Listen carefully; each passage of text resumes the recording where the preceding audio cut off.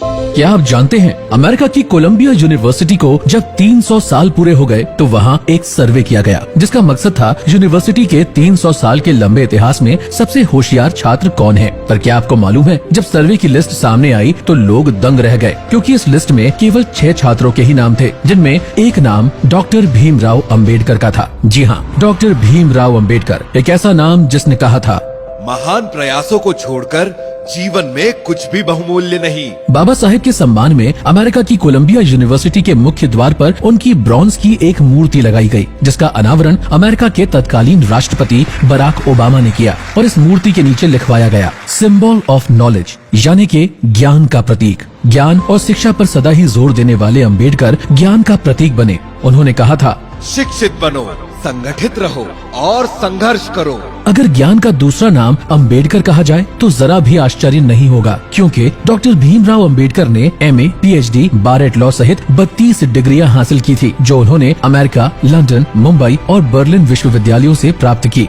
भीमराव अंबेडकर का कहना था, जीवन लंबा नहीं, महान होना चाहिए। भीमराव का जीवन इतना महान था कि उन गिनी चुनी महान शख्सियतों में शामिल है जिन्हें भारत रत्न से सम्मानित किया गया। भीमराव अंबेडकर जो कहा करते थे, बुद्धि का विकास मानव के अस्तित्व का महत्वपूर्ण लक्ष्य होना चाहिए।